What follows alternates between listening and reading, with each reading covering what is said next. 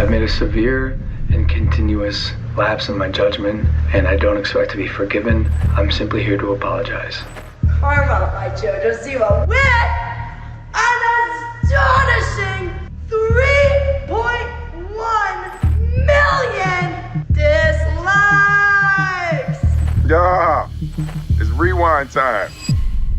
On YouTube, videos go viral when they have more views and more likes. But sometimes a video goes viral for a different reason: pure hatred. These are YouTube's most hated videos, ranked from the least to the most dislikes. I'm Visual Venture, and I hope you guys have a wonderful day ahead. The React announcement. First up, we've got a video that was meant to be a quick announcement. However, people hated it so much that it caused a firestorm on YouTube. We are excited to announce React World, which is a first-of-its-kind program that allows people and companies to license all our popular shows online so that anyone, even you watching right now, can create your own versions in a fully legal way and be part of a new and exciting global community. This announcement was made by two brothers, Benny and Rafi Fine, but everyone called them the Fine Brothers. They ran a YouTube channel called React that had millions of subscribers. Since joining YouTube in 2007, the Fine Bros have uploaded different reaction series like Kids React, Teens React, and YouTubers React. These shows gave the React channel billions of views, making it one of the biggest channels on YouTube. The channel's success is a big reason why reaction videos are so popular on YouTube today. However, in their attempt to protect their content and grow their React brand, the Fine Bros made a huge mistake. On January 26th, 2016, the Fine Bros released a video announcing their new program, React World. The idea was that their fans who wanted to create reaction videos could apply for permission from the Fine Brothers. If approved, they could use names like Kids React or Teens React for their videos, and the Fine Brothers would help promote them. However, any money the fans made from these videos would have to be shared with the Fine Bros. Initially, the idea didn't sound bad. That was until the Fine Brothers revealed how they were trying to trademark the word React itself. That's when the video took a turn for the worst. Trademarking the word React was a major issue. Reaction videos were very popular on YouTube, and many of them had the word React in their titles. If the Fine Brothers got the trademark, they would be able to control any video that used the word React. This meant that they could take down any YouTube video with that word in it or claim copyright to make money off of other creators' videos. By trying to trademark the word React, the Fine Brothers were going to war with millions of content creators and subscribers. The news made a lot of people mad. Longtime fans of the Fine Brothers turned against them, accusing the Fine Bros of trying to control a concept that they didn't own. It wasn't just the fans who were upset. Other YouTubers made videos bashing the brothers. We can't wait to work with so many of you and change the world together. What he meant to say is you can't wait to just take all of your ad revenue for whatever you happen to create that even looks like the Fine Bros format. The number of dislikes on the announcement video skyrocketed from hundreds to thousands, then millions. The comments were really harsh, with many calling the brothers money-grubbing and power-hungry. People were unsubscribing from the React channel in droves. At one point, tens of thousands of people were unsubscribing per hour. Within days, they lost 300,000 subscribers. Backlash was so intense that the Fine Brothers had no choice but to respond. A few days later, the Fine Brothers posted an apology video saying that their intentions were misunderstood. They claimed they only wanted to protect their specific React series, not control all reaction videos on YouTube. We were never trying to say that every video where someone reacts to something else is something we would try to control. When we referenced licensing the React format, we only meant our specific series, not the overall genre of reaction videos. We do not own the genre. However, just weeks after the announcement, smaller channels on Reddit started posting about how the Fine Brothers were copyright claiming their videos. The Fine Brothers eventually removed the React World announcement video and dropped the entire idea. By then, the damage had already been done. The React channel's reputation never fully recovered, and almost 10 years later, the React World announcement is still one of the most disliked videos in YouTube history. Logan Paul's apology. Logan Paul's apology video titled "So Sorry" is next on our list of most hated YouTube videos. The controversy began when Logan Paul uploaded a vlog where he and his friends explored the Aokigahara forest in Japan. The forest was infamous for being a place where many people go to end their lives. Although Logan knew this, he decided to explore the forest with his camera rolling. While there, he and his friends came across the body of someone who had recently passed. Instead of treating the situation with seriousness and respect, Logan made jokes and continued to record. How our lives unfold. There's no going back. I've seen things I can't unsee. We found a dead body. He then uploaded the video to his YouTube channel showing millions of viewers the disturbing footage. It didn't take long for the backlash to hit. Viewers were outraged, calling Logan disrespectful and heartless. The video got hundreds of thousands of dislikes before it was deleted by Logan himself that same day. In response to the backlash, Logan released an apology video titled "So Sorry." I've made a severe and continuous lapse in my judgment, and I don't expect to be forgiven. I'm simply here to apologize. But rather than calming the storm, this apology video fueled even more anger, racking up over 1 million dislikes in just a few hours. It wasn't his vlog that was the most disliked, but his apology. Logan even trended on Twitter with countless tweets blasting him for exploiting someone's pain for clout. But if Logan already apologized, why was everyone still mad? For many viewers, Logan's apology seemed fake. They felt like he was only saying sorry because he got in trouble and faced backlash, not because he really understood how wrong he was.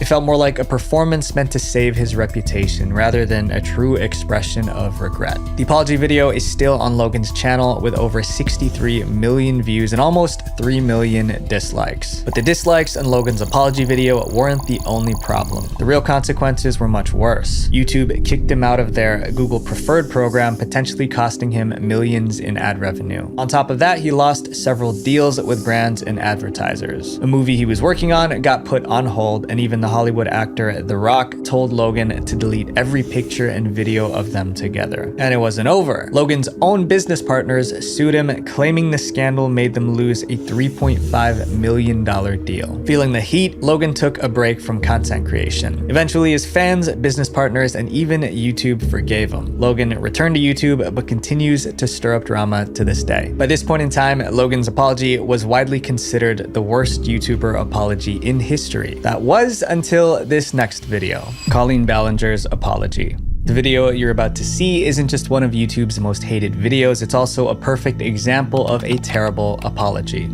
Hey, it's been a while since you saw my face. I haven't been doing so great, so I took a little break.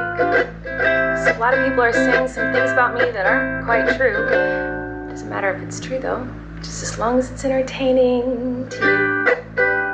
The video was posted by YouTuber Colleen Ballinger after she was accused of something so serious that it could have landed her in jail. But instead of making a normal apology video, she did something totally unexpected. She sang her apology while playing a ukulele. The video went viral, eventually becoming a meme known as the ukulele apology. This was a ridiculous way to apologize for a potentially serious crime. But what exactly was she saying sorry for? Colleen Ballinger started on YouTube in 2006, but didn't have much success. In 2008, she introduced the goofy Miranda Sings character, which gained her millions of fans. Over the course of 10 years, her channel amassed over 10 million subscribers, making her one of YouTube's biggest stars. But in April 2020, Colleen found herself at the center of a career-ending scandal. One of her fans made a video accusing Colleen of inappropriate behavior with him when he was young. This inappropriate behavior included sending him weird messages, asking him for photos, and even mailing him her lingerie. This was what I was sent. I don't even know, sorry, I don't know which way this goes. This is what I was sent, okay. Colleen made a brief apology after these allegations came out and the situation seemed to fade away. But that wasn't the end of the drama. The allegations resurfaced in June 2023 when more young fans came forward with similar stories about Colleen's inappropriate behavior. In a Rolling Stones article, fans shared stories about how Colleen pressured them to send pictures and have video calls. She even invited them to slumber parties despite being much older than them. They even had screenshots to prove it. Many people began to speculate that Colleen liked to have inappropriate relationships with her fans. Instead of addressing the new allegations with a serious, straightforward response, Colleen decided to do something completely unique. She was going to sing a song. I've been wanting to come online and talk to you about a few things. Even though my team has strongly advised me to not say what I want to say, I recently realized that they never said that I couldn't sing what I want to say. In a bizarre apology, Colleen didn't provide a real explanation for her actions. Instead, she sang lyrics that downplayed the allegations and made excuses for her behavior. Viewers could hardly believe what they were seeing, so in anger, they downvoted it. Colleen's High video currently has over 2 million dislikes and 18 million views. Fans expected a sincere apology, but instead got a song that was disrespectful and insensitive. After the backlash from her ukulele apology, Colleen took a 4-month break from YouTube. When she finally returned, she posted a new video where she apologized again, this time without the ukulele. She made a more serious apology saying, "I don't expect anyone to welcome me back with open arms. I don't expect to change anyone's mind with this video. I just wanted to come on here and say that I'm sorry." The ukulele video made her lose a lot of subscribers, and several of her live shows and tours were canceled. Despite all of this, Colleen is still vlogging on her YouTube channels, hoping to rebuild the trust with her audience. But no matter what she does, her ukulele apology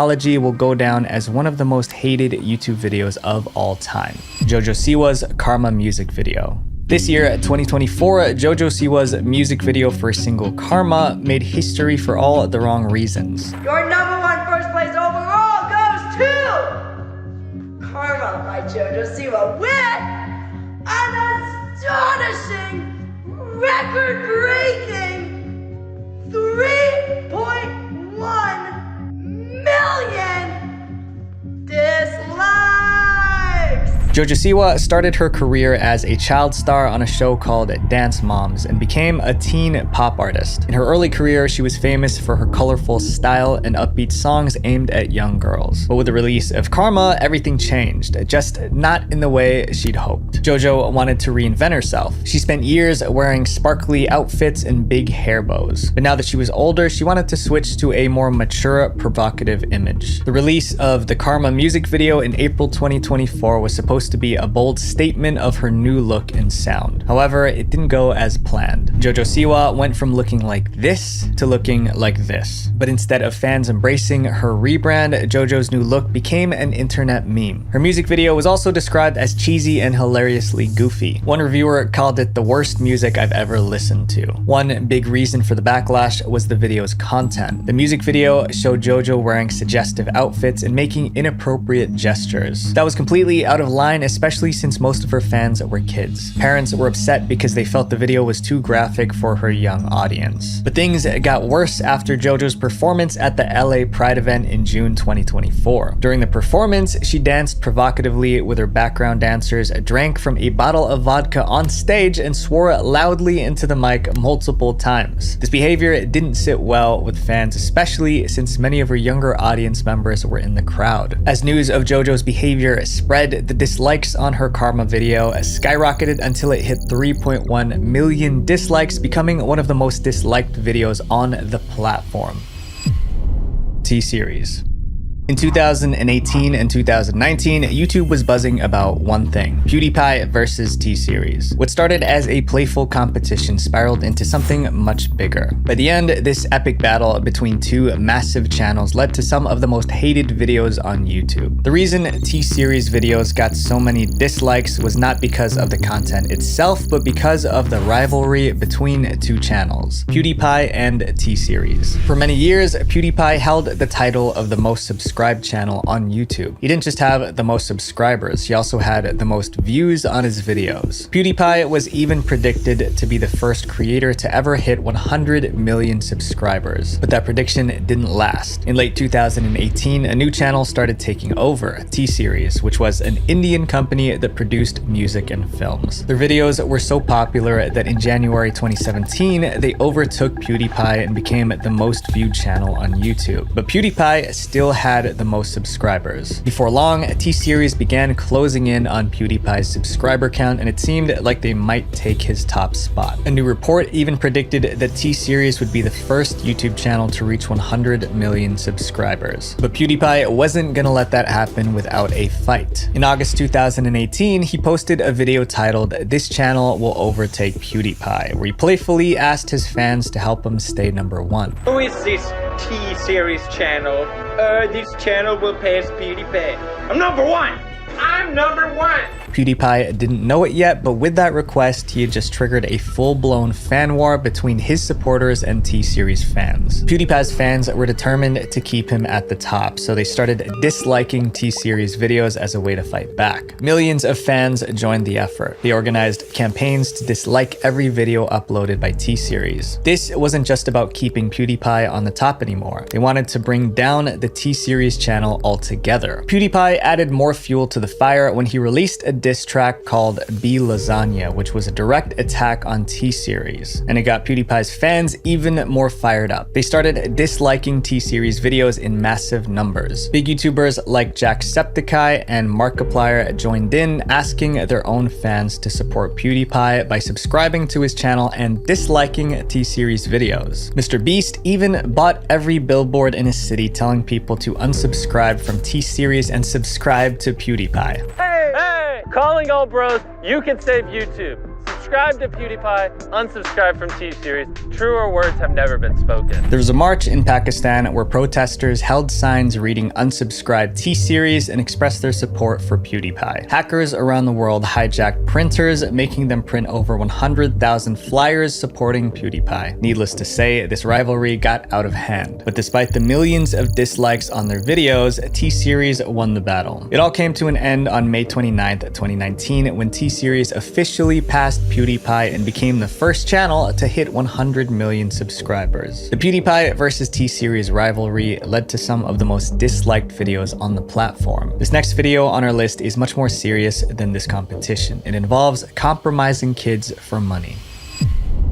The Cocomelon Bath Song.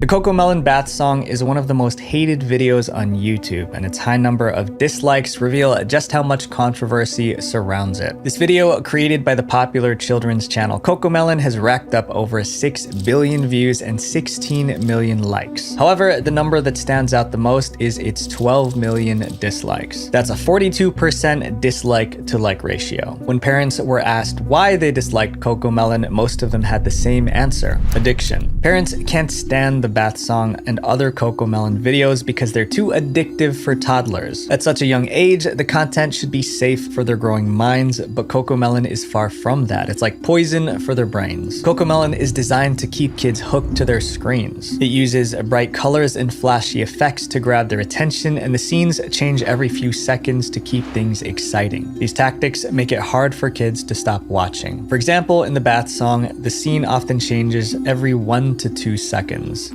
Let's see how many seconds it takes for each one of these scenes to change. 1, 2, 3, 1, 2, 1, 2, 3, 1, 2, 1. 2, 1, 1, 1, 1. Parents also complain that Cocomelon adds absolutely zero value to their kids. The videos don't teach the kids anything, it just turns them into zombies that stare at the screen. Some parents even said that their kids throw tantrums when a Cocomelon video is turned off. Given all this, it's no surprise that the Cocomelon Bath Song has 12 million dislikes. Parents believe that Cocomelon isn't just entertainment, it's making their kids addicted to screens. And to show their frustration, they've made it one of the most hated videos on YouTube. If you guys want a more in-depth breakdown of this situation, check out my video, How the Internet Destroyed Generation Alpha. The next hated video on our list was also created by a popular company, but after one tragic incident, they went from loved to absolutely hated. The Sadak 2 trailer. It might surprise you, but the second most disliked video on YouTube is actually a movie trailer. The trailer for the beloved movie Sadak 2 received a whopping 13.9 million dislikes. With 81 million views, the trailer only managed to gather around 700,000 likes. That's a 95% dislike rate. That technically makes the Sadak 2 trailer the most disliked video on YouTube if we're going by the dislike to like ratio. People didn't just dislike the Sadak 2 trailer because of the movie itself. It had to do with a much bigger issue: the death of a beloved Bollywood actor. Big breaking news that is coming in at the moment. Actor Sushant Singh Rajput has committed suicide.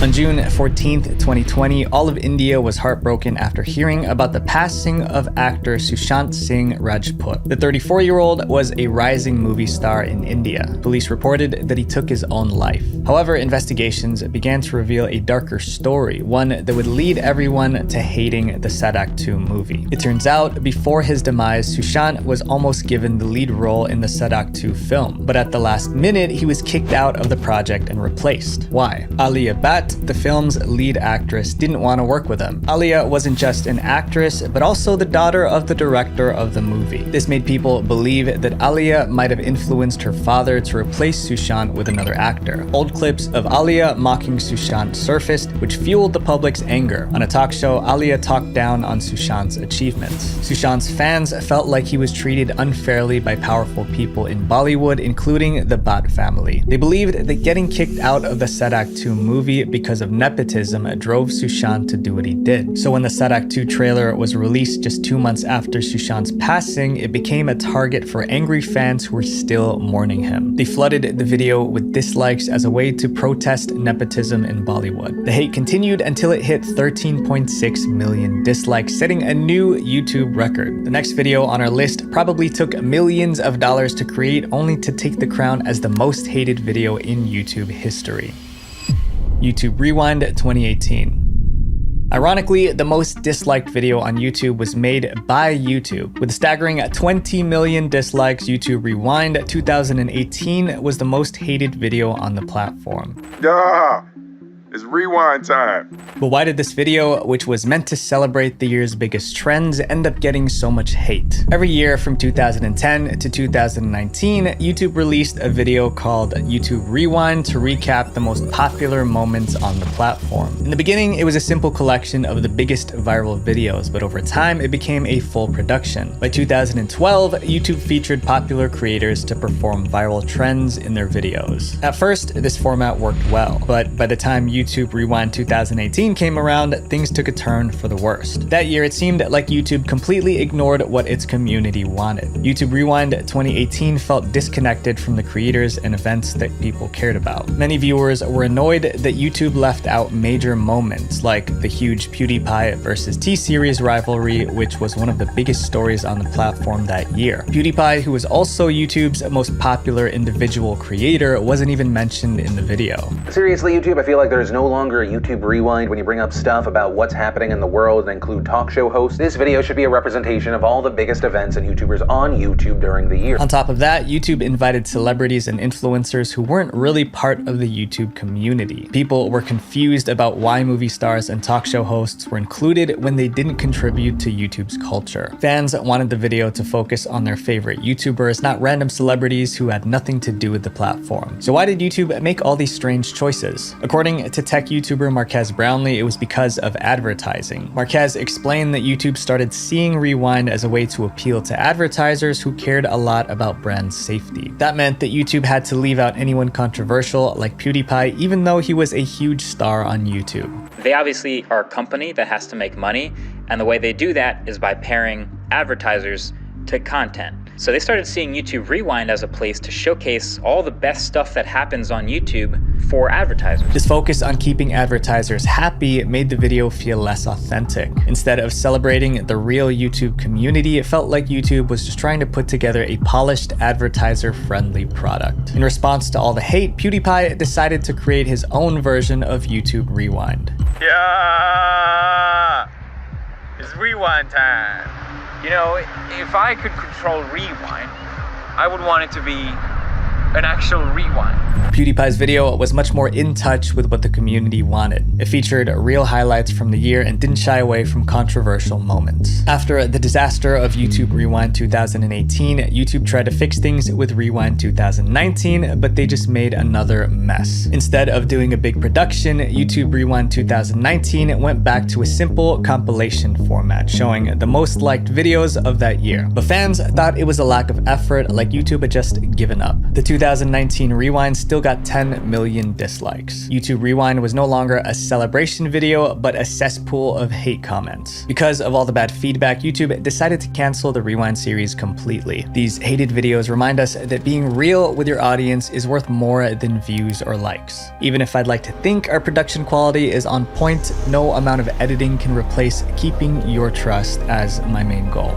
Visual Venture. Wait, before you guys go, make sure you guys watch my video on the most unsettling band YouTube channels. Thank you guys for everything, and I guess now it's the road to 1 million subs. Peace. I've been warned by like federal agencies and like district attorneys and stuff that like, don't do this or we'll come and get you. The investigators had found one of his boots, yes, his pants, yep, his knife sleeve, and they found one other thing. But his keys and wallet are missing. Yeah, they're gone. I don't really know like what would happen if somebody did try to come here and kidnap me, right? One day, a YouTuber is posting videos. The next day, they disappeared without saying goodbye. But what if they didn't leave by choice? What if something bad actually happened? Today, we're looking at YouTubers who vanished without a trace, ranked from least to most disturbing. So I do want to mention that some people I talk about still have not been found. So my prayers go out to the families of these people, and I hope that one day they find their way back home. Alana G. Alana G made videos about people who vanished. Then one day, she vanished too. Alana's YouTube channel was called Paranormalana. That's a mix of the word paranormal and her name, Alana. She told stories about unsolved cases, strange legends, and real-life horror. If it was creepy, Alana covered it. By mid-2015, Alana's channel was taking off. She had about 50,000 subscribers and was getting more each day. She even launched a new series, Vampires Over History. But she never got to finish it, because that's when Alana realized she was in danger. In late 2015, Alana realized she had a stalker. They probably found her through her YouTube channel, but this wasn't just some random troll in the comments. The stalker went beyond YouTube and found her Facebook page, and that's when she warned her fans. Alana tweeted, "Had a pretty scary stalking incident, so unfortunately I'm having to change the way I run my social media. No more Facebook." She also explained the seriousness of the situation. She said the stalker sent her a violent death threat, but if she was scared, she didn't show it, because her last tweet was a warning directed at the stalker. It said, "My uncle is a cop. The other two are criminal lawyers. Violently threatening me online will always turn out badly for you." It was a bold move. She hoped it would work. But after that, Alana vanished from the internet. On September 3rd, 2015, Alana deleted her YouTube channel with over 50,000 subscribers. Her Facebook page also vanished. Her Twitter account disappeared. Her Instagram went offline. Even her vlogging channel was erased. It all disappeared in a single day. But what made it stranger was the timing. Just days earlier, Alana was planning new videos with other YouTubers. Just a few weeks before her disappearance, Alana and I were discussing a collaboration video. I've openly mentioned this to a number of people, so the community seems to think I have answers, and sadly I do not. So what changed? Why would someone who was growing fast suddenly delete everything? People had theories. Some believed the stalker scared her offline. Others feared something worse. All anyone knows is she never came back. Alana vanished without a trace. This next case is about a YouTuber who took too many risks. Nicholas Sonderegger. Nicholas Sonderegger was only 28 when he vanished, but the most tragic part wasn't his age. It was how weird everything was the night he disappeared. Nothing made sense, not to the cops, his friends, or even his family. So what happened? Nicholas Sonderegger loved to dance. So much so, he started a YouTube channel to share it with the world. He called his channel Sunspike. What made it stand out was how Nick turned everyday places into dance floors. Rooftops, sidewalks, riverbanks, it didn't matter. Nick danced everywhere. He even made a video called Dancing with Cows. By 2017, Nick posted 79 videos. He had less than 3,000 subscribers, but they loved him. Nick looked carefree when he danced on camera, but off camera, his life was starting to unravel. Around 2017, Nick lived in San Diego with his best friend Austin. Although they had big dreams, they had almost no money. Then they got evicted from their San Diego home, but instead of giving up, they made a bold move. They packed up and moved to one of the strangest places in California, the Salton Sea. It's a place many call a toxic nightmare. People abandoned the area because the air was contaminated with dust and gas that caused health problems. By the time Nick and Austin arrived, it was nearly abandoned, filled with old trailers, broken buildings, and silence. They didn't rent a place to sleep nearby. They just slept in tents or stayed in whatever old trailer they could find. But Nick never gave up on dancing. He even discovered an abandoned compound and wanted to turn it into a space for dancers. And then tragedy struck. It was around 2 a.m., September 7th, 2018. Nick and Austin were inside their tent in Salton Sea trying to get some sleep. Then they heard a scream. They were hanging out and doing whatever they were doing, and they heard a scream that sounded like it was coming from the other side of town, which this is a really tiny town. The Salton Sea wasn't exactly safe at night, but since they both heard the scream, they talked about what to do. Maybe someone needed help. Austin suggested they stay put. Nick agreed. At least, Austin thought Nick agreed. Austin turned around and went to sleep. He didn't know it would be the last time he ever saw Nick. When Austin woke up the next morning, he was alone in the tent. Nick was gone. He searched everywhere. Then, just a block from their camp, he found Nick's flashlight lying in the dirt. Austin called the police immediately. Officers searched the shoreline. What they found only made things more confusing. The investigators had found one of his boots, Yes. his pants, Yep. his knife sleeve, and they found one other thing. But his keys and wallet are missing. Yeah, they're gone. In other words, Nick's belongings were scattered in different spots. Not in a pile, just spread out. And then there was the boot. Why was only one boot found? Where was the other one? A few days later, on September 12th, a missing person report was filed. And then things got even weirder. A few days after Nick vanished, Austin returned to an area he already searched. But this time, something new was there. Nick's shirt and hat were just lying on the ground. Nick's stuff was found. His hat was found. I think I see the trees like right there. Austin was sure the items weren't there before. That made him wonder if someone placed them there after the search. But who and why? A $10,000 reward was offered for any information about Nick, but no one came forward. But his family didn't give up. 5 months later, in February 2019, a search party combed the area. They found no new clues and no sign of Nick. To this day, Nicholas Sonderegger is still missing. He simply walked into the night and vanished. The next YouTubers went somewhere they shouldn't have, and that was the beginning of the end. Mac Adventures. Joe and Garrett were more than just YouTubers. They were father and son, and they were adventurers. Their channel, called Mac Adventures, started back in 2006. In their About section, they wrote, "We travel, vlog, blog, podcast, and travel some more." They rode motorcycles across the US, visiting places most people never see. First road trip ever. Father and son on, I got a Buell, he's got an Intruder. We're gonna go cruising. It wasn't anything too dangerous though, just genuine father-son adventures. But the fun stopped when they visited one of the most secretive places in America, Area 51. After that trip, things were never the same. Area 51 is a top-secret military base in Nevada. It's so mysterious that some people believe extraterrestrial aliens are being held there. But Joe and Garrett didn't just go near Area 51, they filmed it. Okay, here we are, Area 51, back gate. There's dudes in that building right there, they just can't see. Look at the camera looking at us.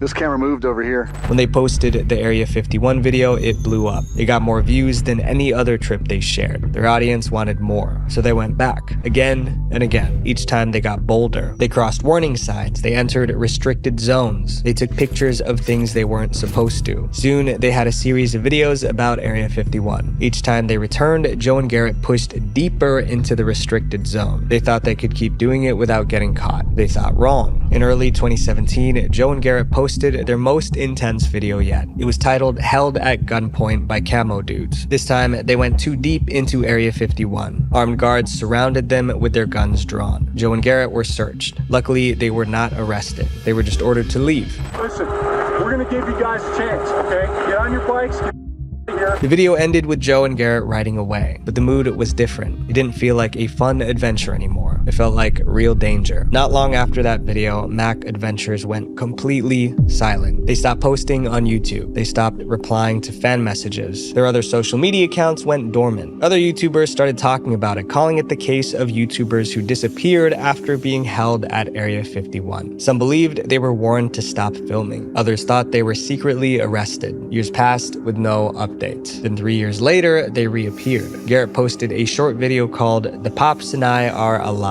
He wanted to reassure subscribers that they were okay. But after that video, they vanished again. And it's been 5 years since they made a YouTube video. This next case involves an investigation for murder. Kyle Myers. Kyle Myers launched FPS Russia in 2010, and his videos were hard to forget. Hello my friends, it's FPS Russia again. Kyle filmed himself testing real guns and explosives. These weren't just any weapons, they were sophisticated and powerful. To make it more entertaining, he played a character named Dmitry. Since Dmitry was supposed to be Russian, Kyle used a Russian accent in every video. So I had a lot of fun today showing you guys the 3 different weapon classes. It was dangerous, but that was part of the appeal. By 2012, FPS Russia was one of the fastest growing channels on YouTube. Kyle was the face of the channel, but there was someone else behind the scenes making it all possible, and that man was about to lose his life. Keith Ratliff was Kyle's business partner. More importantly, he was the guy who got the weapons for the YouTube videos. Keith was able to get the weapons because he had a federal firearms license. Without him, the channel couldn't have used that kind of gear, because those powerful weapons were illegal for private purchase in the US without that special license. Keith also owned a gun store and sometimes helped plan the videos. Then one day, he was gone. In January 2013, Keith Ratliff was found lifeless in his office. Someone took his life. They observed what they believe a white male had a wound, and he was inside his office. And at this time, it is still an ongoing case. There were no signs of forced entry. Also, the office was filled with guns, but Keith didn't use any to defend himself. Considering this, police believe the person who took Keith's life was someone he trusted. He probably let them in himself, not knowing what was coming. The mystery led to a flood of conspiracy theories. Some in the comment section even pointed fingers at Kyle, even though there was no proof. The case was never solved, but once Keith was gone, FPS Russia started to fall apart. About a month after the incident, Kyle returned to YouTube. And we're back in action. So as many of you know, we lost a member of the team about a month ago, but I felt like it was time to get back into the swing of things. Kyle tried to keep the channel going, but things were about to get bumpy. About a month after the channel resumed, federal agents raided Kyle's home where he filmed his YouTube videos. They suspected he was using explosives without the right paperwork. Kyle was never charged, but the message was clear. The authorities were watching him. After that, Kyle took a 9-month break from the channel. When he returned, the momentum was gone. Old fans drifted away, and YouTube's new rules made it harder to monetize this kind of content. In April 2016, Kyle released what would be his final video. He was reviewing flamethrowers. After that, Kyle disappeared from YouTube. But a year later, he made headlines again, and not for a good reason. Kyle was arrested on substance-related charges. He was facing 25 years in jail, but he took a plea deal. In 2019, he served 2 months behind bars and paid a $7,500 fine. But for him, the real punishment came after. As a convicted felon, Kyle could no longer legally own firearms in the US. And since FPS Russia was all about firearms, that meant he couldn't make any more videos. FPS Russia still exists with more than 6 million subscribers and over 100 videos. But nothing new has come out in years. The cops never found out who took Keith's life, but many fans believe that if Keith were still alive, the channel would be too. In this next case, a YouTuber was playing with danger so much that it finally caught up with him. Elliot Eastman. In 2023, Elliot Eastman left Vermont and moved to the Philippines. Then he started a YouTube channel to document his life as an American living abroad. He looked happy, but he didn't realize his videos were putting him at risk. The first problem was where he was filming his videos. During his travels in the Philippines, Elliot ended up in a coastal town called Cebuco. That's where he filmed most of his YouTube videos. But although Cebuco looked peaceful, it was actually dangerous. Cebuco was deep in what travelers call the red zone. It was a high-risk area in the southern Philippines known for kidnappings and armed attacks. In the past 10 years, about 40 Westerners have been kidnapped from the red zone. The US government repeatedly warned Americans not to go there, but Elliot ignored that warning. He didn't just live in Cebuco, he married a local woman. Elliot filmed himself doing everyday stuff like swimming in the ocean and cooking. I'm just cooking some dinner. Added some salt and pepper. Tomorrow we're gonna go swimming. It's definitely different here. See this little crack in the wall here? Because the red zone was so dangerous, Elliot was the first foreigner to live there in a long time. Just being there made him a target, but what Elliot did next made things worse. On YouTube, Elliot asked viewers to send him PayPal donations to support his lifestyle. But that wasn't all. He also started a money lending business. He lent money to locals and they paid him back with 20% interest. But Elliot didn't keep it private. He talked about the profits he was making right on YouTube. The guy who we lent money to, he returned our money. When we lent him $21,400 and he came back with 23,500, some little extra.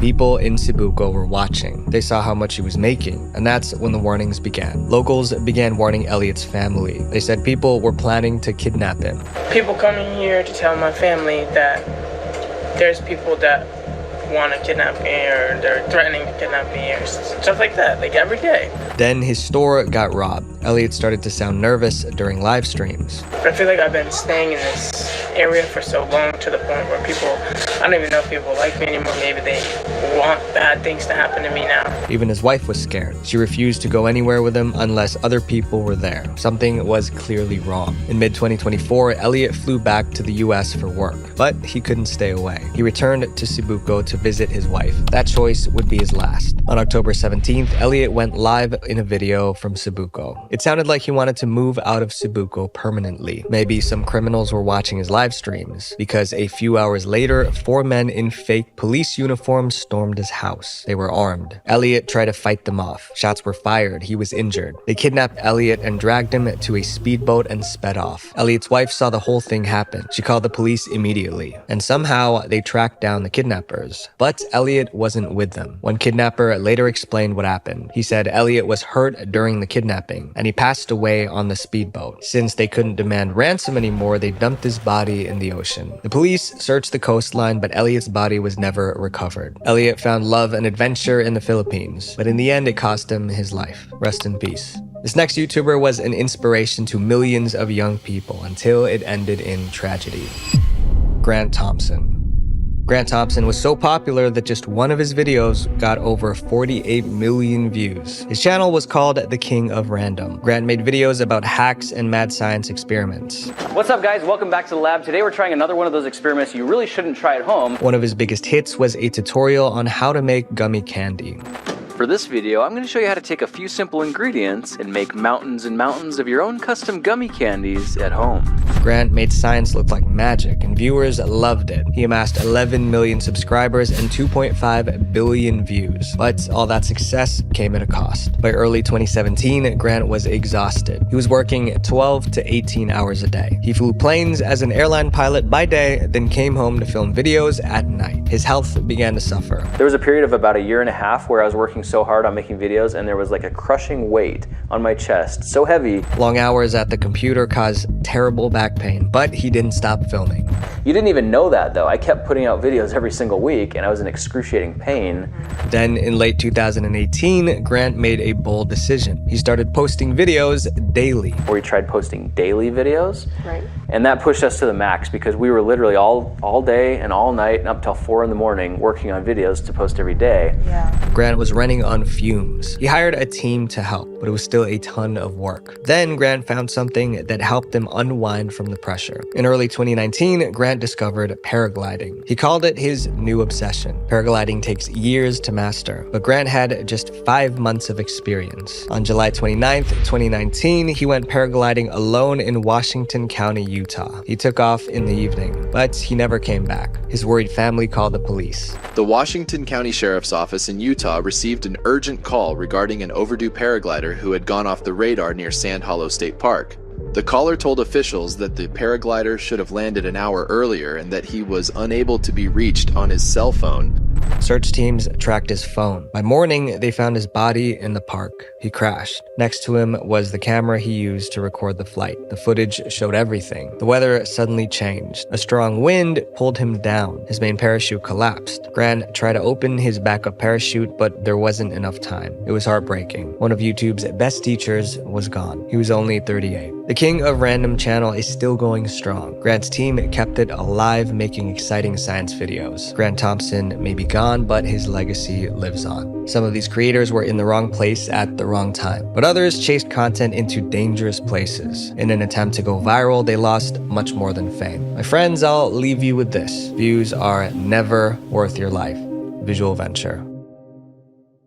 Before you guys go, make sure you guys check out my video, Streamers Willing to Do Anything for Views, because it digs a bit deeper into how fame can really make people do insane things. Thank you for everything, guys. Peace.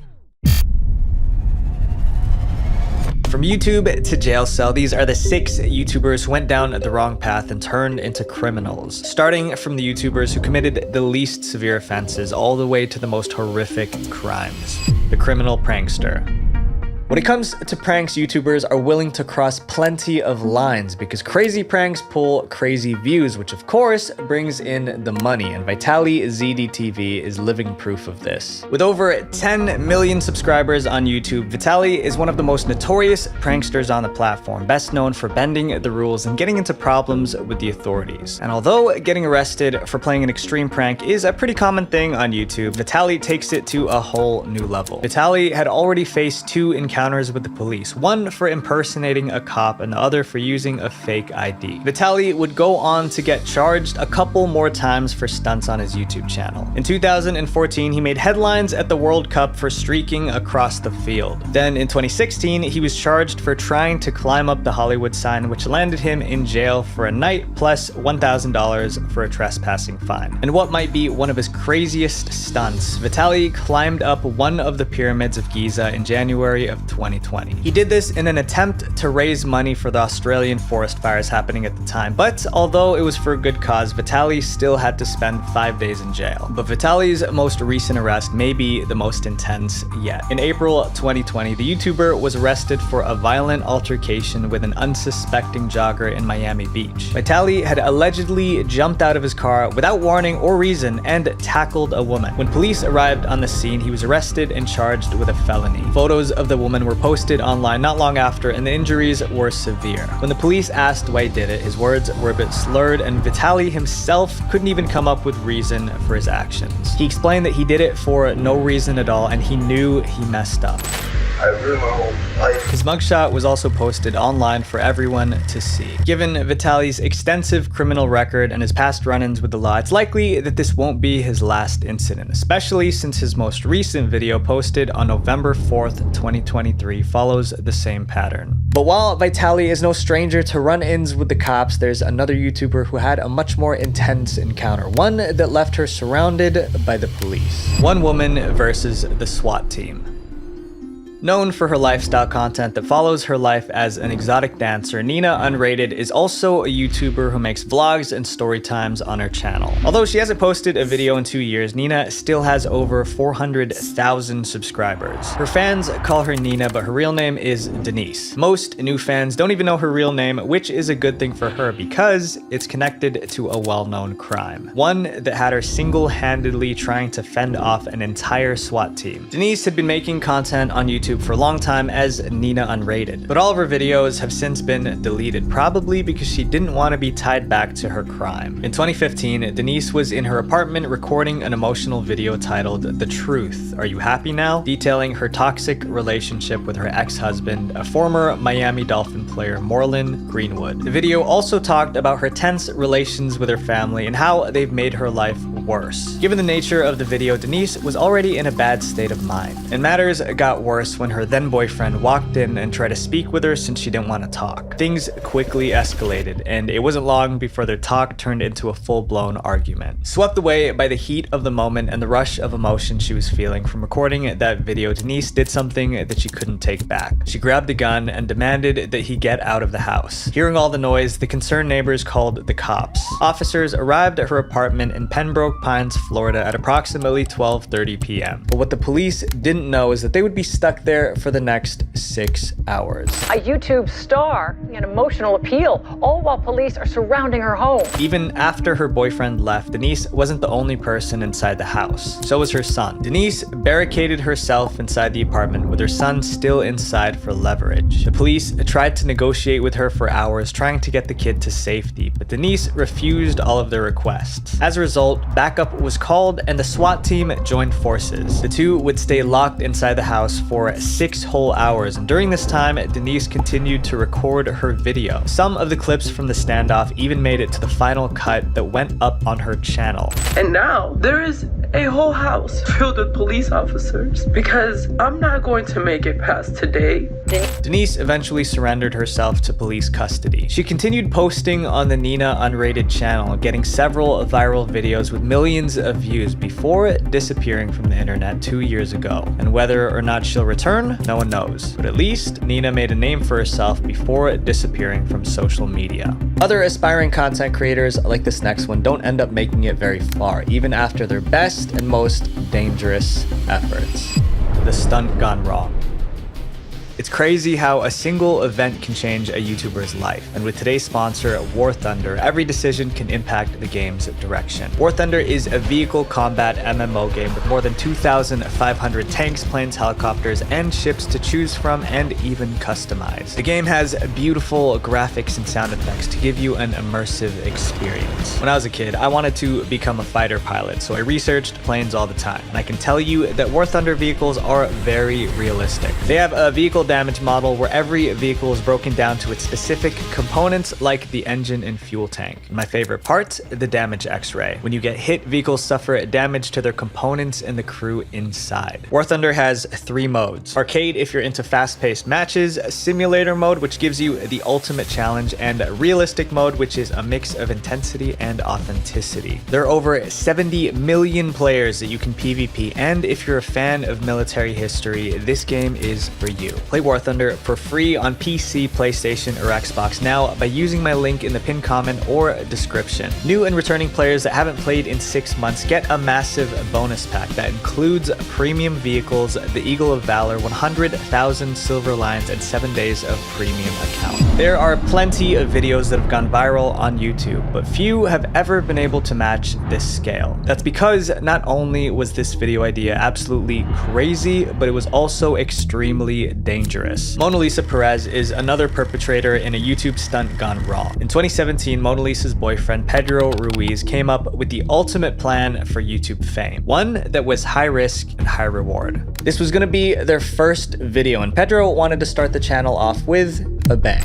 He came up with the idea of having Mona Lisa discharge a firearm at a book that he would be holding in front of his chest, under the theory that the book would stop the bullet. Although the idea was dangerous, it was one of a kind, and Pedro seemed confident in the book's ability to protect his life. The couple tested their theory with a bunch of different books, and based on these trials, it seemed like the books were able to block the impact. So the two decided it was safe to move on to the real thing, but unfortunately, they would be wrong. Even after their successful trials, the result of the actual shot would be fatal. Mona Lisa, who was just 19 at the time, was 7 months pregnant with Pedro's second child. She claimed that she begged him not to go through with the idea, knowing that it could have ended up with this sort of outcome. After the video was released and taken down soon after, the Minnesota Department of Public Safety revealed a transcript of a conversation between Mona Lisa and Pedro. It seemed clear that Mona Lisa did not want to go through with it, but Pedro insisted. Babe, I'm not doing this. I can't. As long as you hit the book, you'll be fine. According to Pedro's aunt, Pedro was the mastermind behind the idea. She even tried to stop him from doing it, but he wouldn't budge. And when she asked him why he would even want to do such a thing, Pedro said, because we want more viewers. We want to get famous. I may fail, but if I fail, I want to die trying.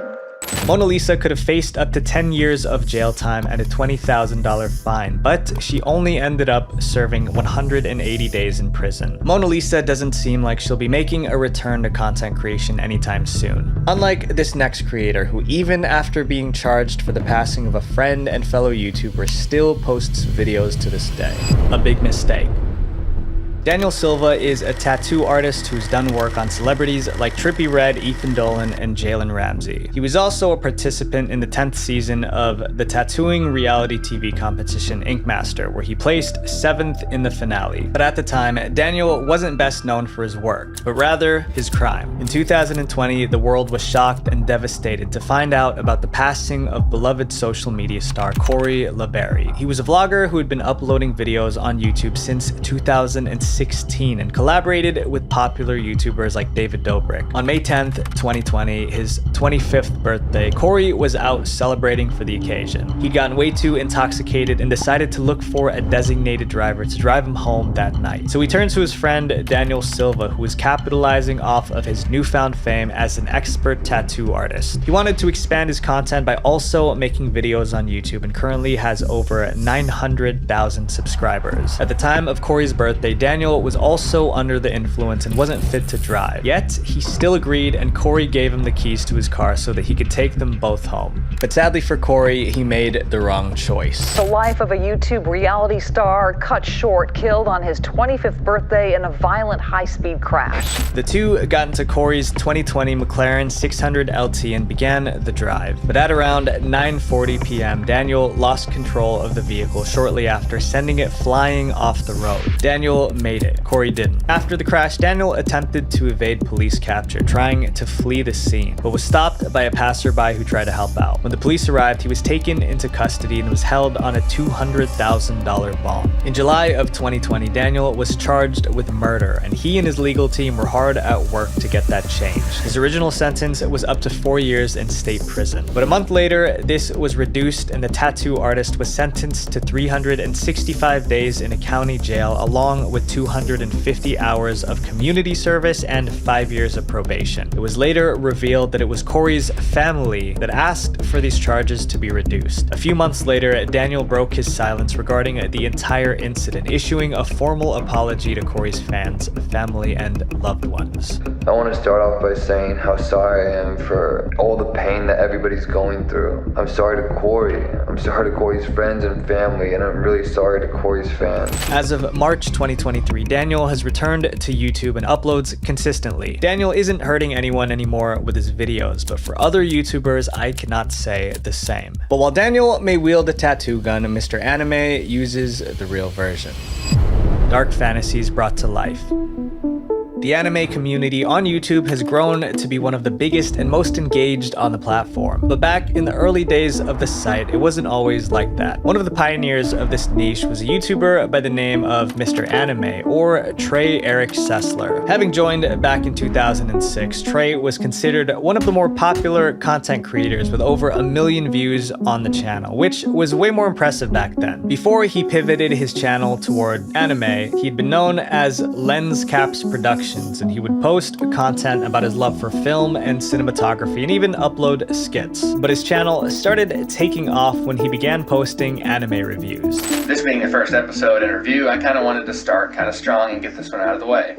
So that's right, I'm probably doing Inuyasha. He was one of the first ever creators to do anime reviews authentically on YouTube, and many people credit him with helping to kickstart that genre of video. But anime wasn't his only passion. It soon became obvious to viewers that Trey had other interests: firearms. As time went on, his new interests became a collection and would make more and more appearances on his channel. Throughout the years, Trey kept up with the anime uploads, but would diversify his content a bit by implementing combat-themed skits. At one point, he was even posting demonstration videos of his profound collection, telling his audience about each one's pros, cons, features, and major selling points. It became obvious to anyone watching that this wasn't just a casual hobby for him. His enthusiasm for this arsenal soon became a bit concerning as he started making rant videos talking about real-world incidents that involved them. His first rant came in 2009, which talked about Trey's stance on certain world events. But at this point, he hadn't been showing any red flags in terms of his interest. And in the rant, he specifically condemned those who use them recklessly, which reassured his viewers. From 2010 to 2012, Trey's collection would make more and more appearances on his channel, but nothing seemed to be cause for concern yet, because in his rant, Trey had openly said that he was against the misuse of them, so no one seemed to think that his opinions would change. But as time went on, it was obvious that Trey was developing other interests, ones that were dark and disturbing. Although many of his past anime reviews had been shows with dark themes, Trey had now started becoming fascinated with these themes in real life. He would research actual criminals, looking into their stories, their crimes, and their motivations, which sent him to a point of no return. His behavior started to change both on and off camera. Neighbors reported seeing him running around the neighborhood at night, firing off at empty buildings and businesses. Trey had begun taking on too much of a personal interest in the criminals he read about. He would spend hours studying what they did to take inspiration from their actions to devise his evil plan. March 2012 was when things imploded. Trey posted a video called "Mr. Anime is Planning Something" to his YouTube channel, and in the video he expressed that he had found a new opportunity that might take him away from his YouTube channel for a while despite its growing success.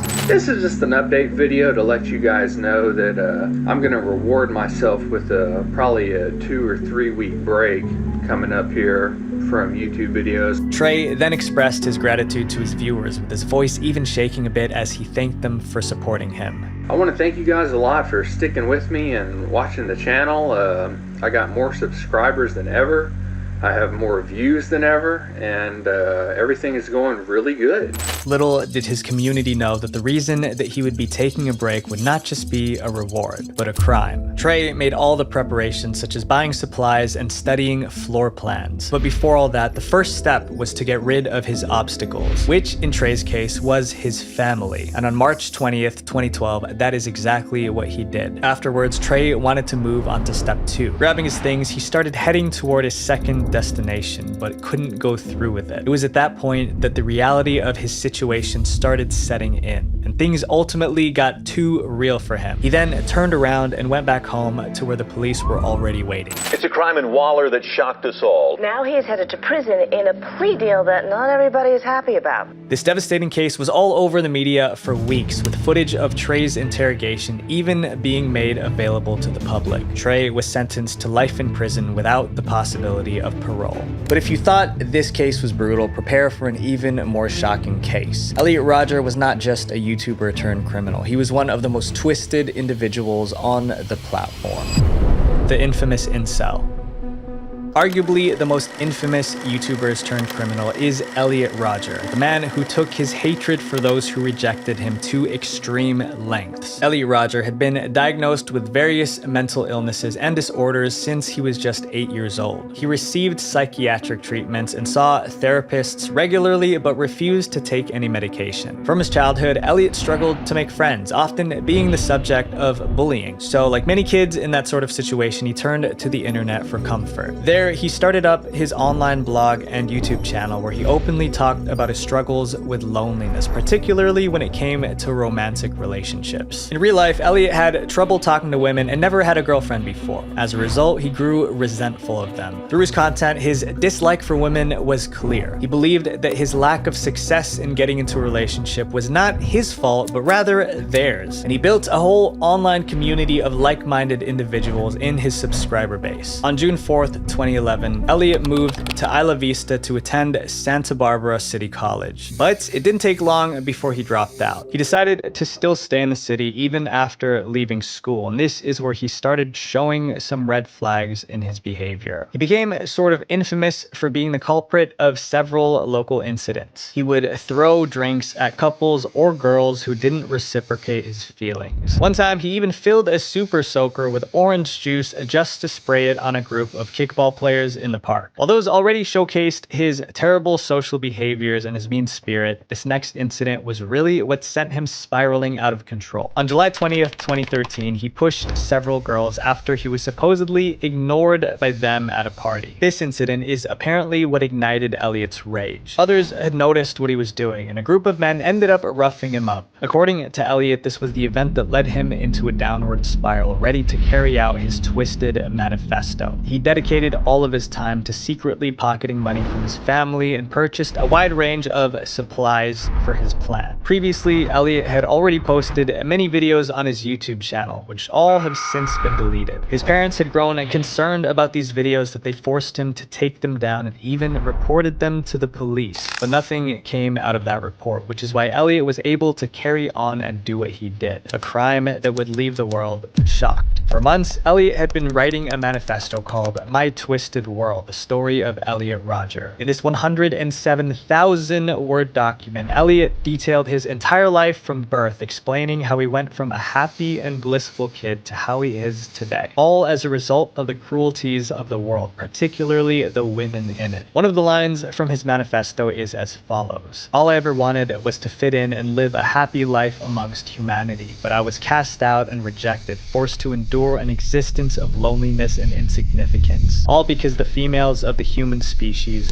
were incapable of seeing the value in me." Then on May 23rd, 2014, his evil plan would come to life. It started with his roommates Hong and George Chen, along with their friend David Wang. All three of these were separate incidents at different times. At 9:17 p.m., Elliot uploaded a video on his YouTube channel titled Elliot Rodger's Retribution, where he talked about his thoughts, motives, and plan of action for enacting his revenge on the women who rejected him. Tomorrow is the day of retribution, the day in which I will have my revenge against humanity, against all of you.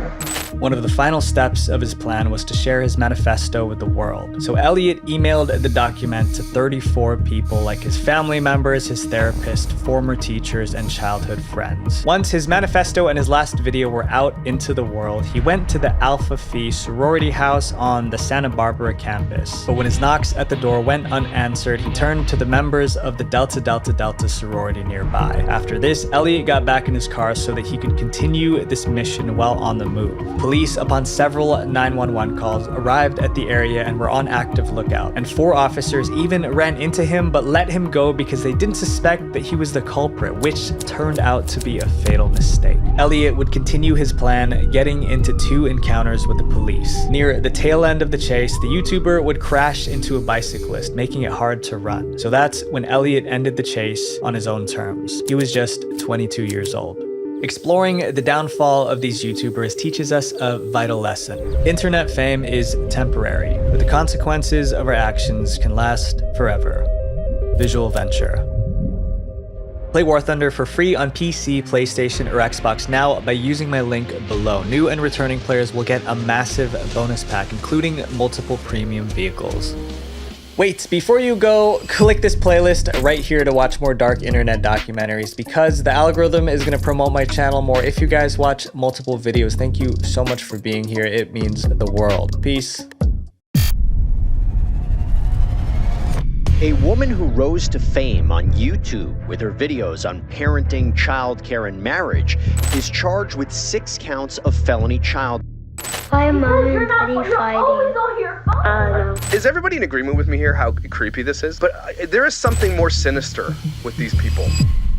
Most of us probably have had childhood memories of our parents shoving a camera in our faces to capture big moments in our lives. Private moments only, meant to be shared with loved ones. Now imagine those memories being plastered all over the internet for the world to see. For the children on some family YouTube channels, this is a very grim reality, and these kids are imprisoned by this lifestyle. So we're gonna start with the lighter stuff and dive deeper into the darker topics later on in the video. Welcome, my friends, to the creepiest family channels on YouTube, and I hope you all have a fantastic day.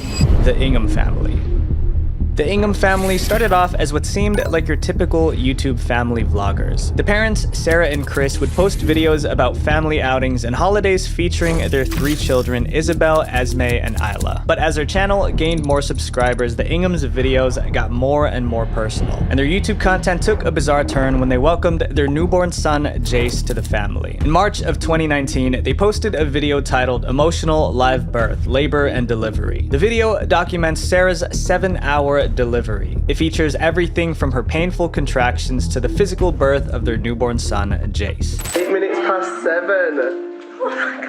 On the 27th of March, 2019. The video currently has 1 million views, meaning that almost 1 million strangers have seen the most intimate time in any person's life, being born. And this is when things started to get creepy. At only 10 days old, the parents created an Instagram account for Jace. While most parents of newborns are focused on nap time and feeding, it seemed like Sarah and Chris are more concerned about Jace racking up followers on social media. From there, the Inghams used social media mainly to YouTube to make money off of their newborn son, and they did it in a creepy way. 4 months after Jace was born, the Ingham family posted a video on their channel titled, "We have a very special secret to tell. Huge announcement." In the video, the mom Sarah announced that they were now selling lifelike replica dolls of their newborn son Jace. This was made to represent Jace when he was 2 weeks old, similar to the age in the photo that you will receive on the birth certificate if you buy one of these. The doll is so identical to Jace that it's hard to tell that it's even a doll. Here's a side-by-side image of the real baby Jace and the reborn baby Jace replica. The Ingham family began selling reborn baby Jace dolls on maryshortle.com. These limited edition Jace dolls were sold for hundreds of dollars a piece. One viewer commented on the Jace doll video saying, "Imagine the horror when you're old enough and realize your parents replicated you in a doll form. Highly creepy and inappropriate to sell your own child." The Inghams used their YouTube channel to promote the Jace doll. One of their videos included a caption saying, "Get your very own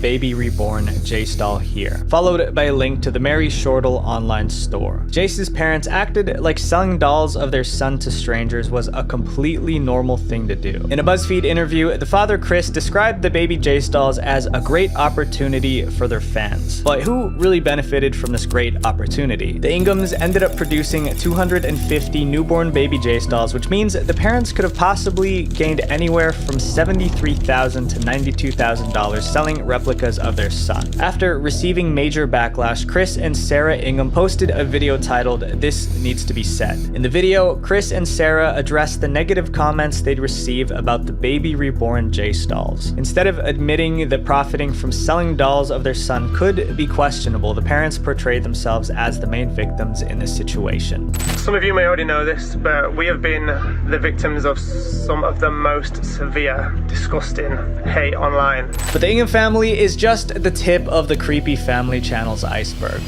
Taking clickbait too far.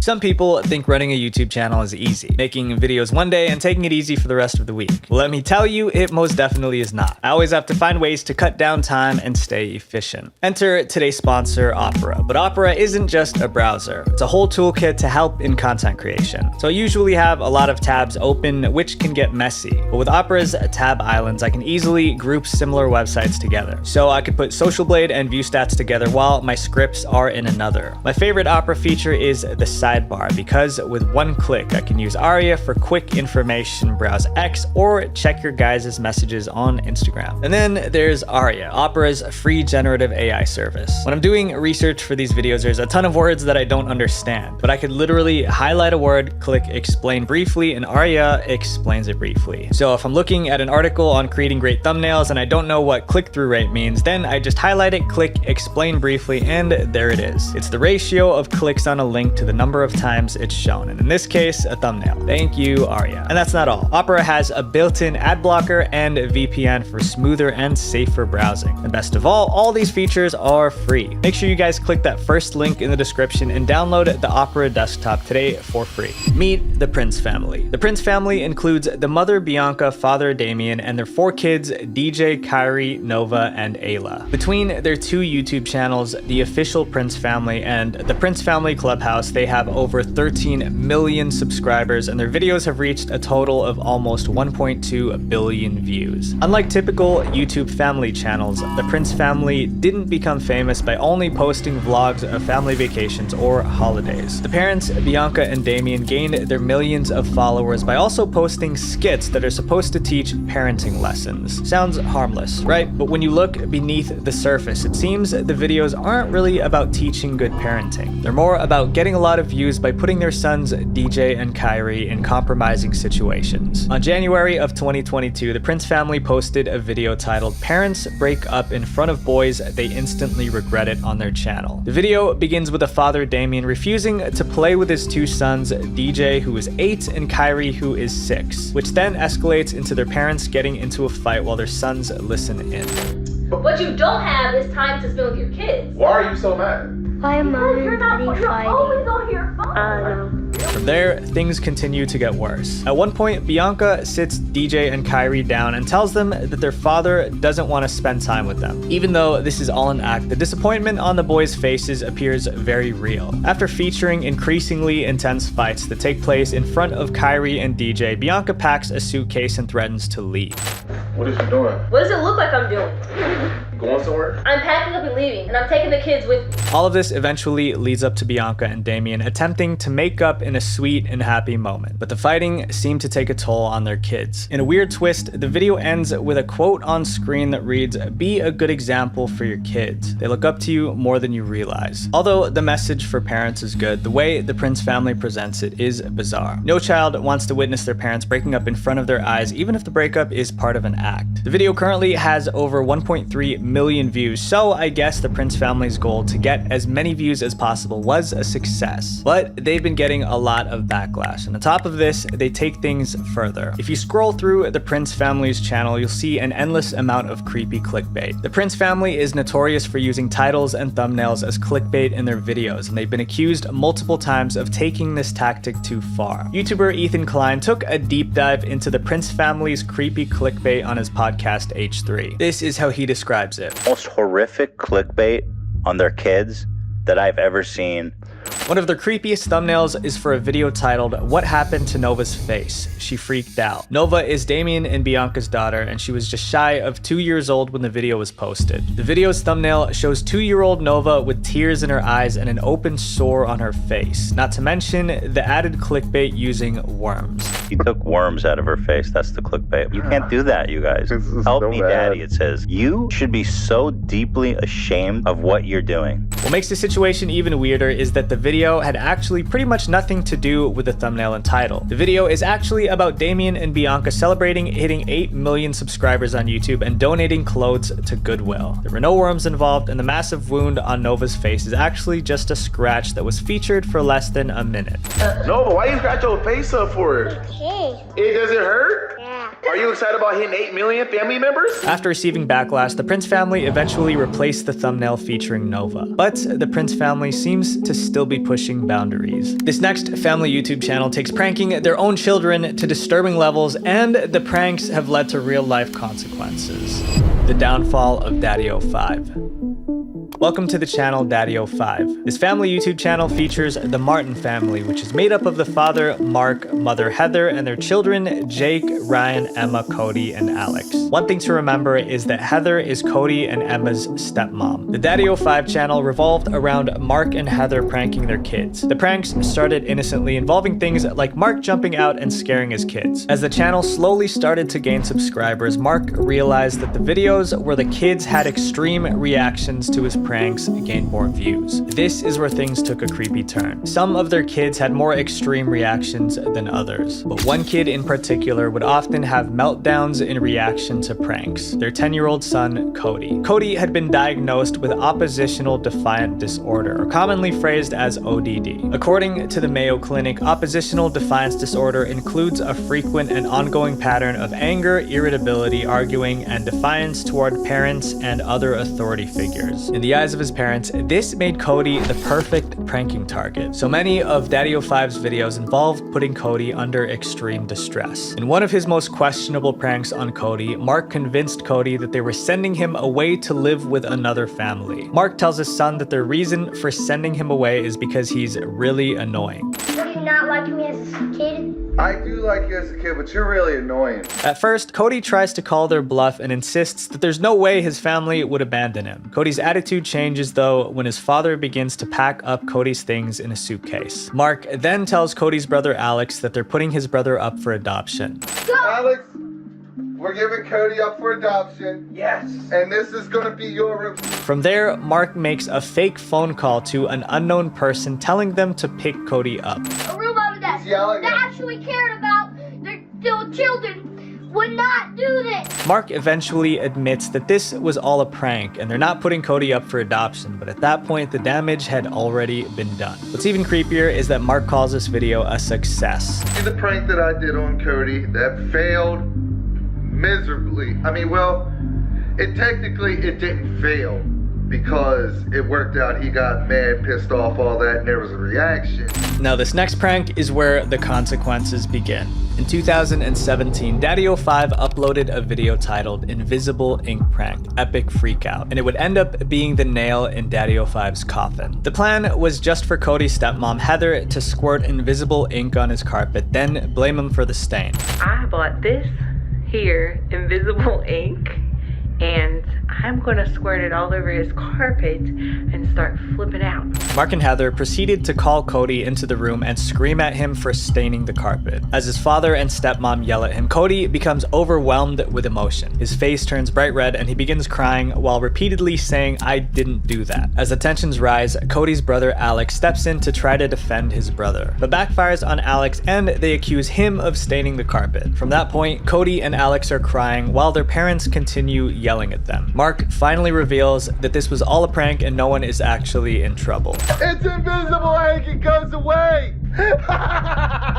Mark was laughing while his sons were visibly shaken up. And the video even ends like this. And don't forget to like and subscribe to Daddy05. The invisible ink prank video instantly received major backlash from the YouTube community. And the video was removed from the Daddy05 channel shortly after being posted, but that didn't stop people from continuing to raise issues with the Daddy05 channel. This looks horrible and traumatic. This then resulted in myself and others going through a bunch of their other videos to find if there were other instances of this. And we didn't have to look hard. There were multiple examples. Daddy05 was now on a lot of people's radars, including the police. The Maryland police launched an investigation into Heather and Mike Martin. They didn't have to go digging for evidence. Everything they needed was plastered all over the Daddy05 YouTube channel. In July 2017, Heather and Mike were charged by a Maryland court for the ink prank video and other similar pranks on their Daddy05 channel. But things got even worse from there. That new fallout for the YouTube family, whose extreme prank video sparked a major backlash, and TJ Holmes has new details for us. Mike and Heather ended up losing custody of Cody and their daughter Emma. Police removed the kids from the house and placed them in the custody of their biological mother, Rose Hall. When Rose was reunited with Cody and Emma, it was clear that Cody had been brainwashed by his stepmother Heather and his father Mike. He said some things that were disturbing, that he hated me, that Mike and Heather told him I threw him away like he was garbage. Cody and Emma eventually readjusted to their new home and now seem to be living happily. The same cannot be said though for Mike and Heather. The two pleaded guilty for their charges and were sentenced to 10 years probation. In light of all the controversy surrounding the channel, YouTube took down the Daddy05 channel. But that didn't stop Heather and Mike from continuing to post videos on the internet. The two created a website called family05.com. They uploaded videos to the website and charged people membership fees in order to view their content. Their mission to continue making money off videos featuring their kids was brought to an end though because they were forced to take down the website due to violating the terms of their probation. But Daddy05 isn't the only family channel whose creepy videos led to terrible consequences. The infamous 8 Passengers. You might have already heard of 8 Passengers and their controversies. 8 Passengers is a family YouTube channel that was created in 2015 by Ruby Frank. Ruby posted vlogs featuring her husband Kevin and their 6 kids, Sherry, Chad, Abby, Julie, Russell, and Eve. On the surface, 8 Passengers seemed pretty innocent. Ruby mainly posted vlogs discussing parenting and marriage. The only downside to giving your kids a flip phone is I swear I have to remember how to work it every time I go through it. At first, Ruby seemed pretty relatable. She posted honest videos about the struggles that come with being a wife and a mom to 6 kids. The 8 Passengers channel even had a following of roughly 2 million subscribers. But when you look below the surface of this relatable mommy vlogger, you'll find some of the creepiest family dynamics on YouTube. As 8 Passengers rose to YouTube fame, viewers began pointing out some of Ruby's questionable parenting methods. And the more you look at the 8 Passengers videos, it becomes clear that Ruby wasn't just a mother, she was a dictator. Ruby ruled her household with an iron fist, and she went to bizarre methods to discipline her children. One of 8 Passengers' most controversial videos involves Ruby's oldest son, Chad, explaining his most recent punishment. My bedroom was taken away for 7 months, and then you give it back like a couple weeks ago. I don't think our viewers know that. While Ruby creepily laughs, Chad goes on to reveal that he's been sleeping on a beanbag for months. But he must have done something pretty horrible to warrant losing his bedroom for 7 months, right? Well, this was the reason. That I woke Russell up at 2 in the morning and told him that we're going to Disneyland and he has to pack. It was a small prank where Chad made Russell think that they were going to Disneyland. I'm sure anyone who has siblings is guilty of pulling some pranks on them, but in the Frank household, they were not tolerated. Another of Ruby's most notorious videos features her ranting to the camera about her 6-year-old daughter Eve forgetting to bring her lunch to school. Eve's teacher then texted Frank asking her to drop off Eve's lunch. Ruby's response? I know that her teacher is uncomfortable with her being hungry and not having a lunch, and it would ease her discomfort if I came to the school with lunch. But Ruby had zero plans on easing anyone's discomfort. Instead, she decided to let her daughter go hungry in order to teach her a lesson. Again, Eve was only 6 years old when this took place. The video received major backlash, and viewers began commenting on the questionable lengths Ruby was going in order to teach her children a lesson. Ruby responded to their concerns with this video. Would like to cancel me, who would like to see me either burn in hell, as I have told, or disappear off the face of the earth, and I'm not going anywhere. But little did Ruby know she was going somewhere terrible. I need to introduce you to Jody Hildebrandt. Jody Hildebrandt describes herself as a life coach and licensed therapist who has 5 years of experience with treating addiction. In 2012, Jody started a company called Connections Classroom, an online-based education program that helps people overcome issues including addiction, relationship problems, and mental health struggles. If you're like me, you've had pain in your life. It could be from a divorce, work conflicts, relationship issues with children, grandchildren, spouse. Basically, people can pay to be members of Connections and receive Jody's online resources to help them deal with whatever issues they're facing. Jody teaches 3 main truths: impeccable honesty, rigorous personal responsibility, and humility. On her website, she claims if people do not learn these new truths from her, they would never be able to connect with you or others. But what does this all have to do with Ruby Frank and 8 Passengers? Well, if you look on the Connection website, you'll see Ruby listed as one of Connection's team members. Her description says she is a certified mental fitness trainer with Connections. The website also states that she provides content on Connection's social media platforms and podcasts that focus on empowering parents and children to live in truth. Ruby, who has been accused of extreme methods, joined Connections in 2022 as a parenting expert. Ruby began making regular appearances on Connection's YouTube channel. The channel featured videos of Jody and Ruby discussing and lecturing on parenting methods. I love children. I love your children. And I have a very sacred charge to help you protect them. What I'm about to tell you will make that statement by Jody feel very uncomfortable. Now, let's fast forward to 2023. On August 10th, 2023, one of Jody's neighbors placed a chilling call to 911. I just had a 12-year-old boy show up here at my front door asking for help.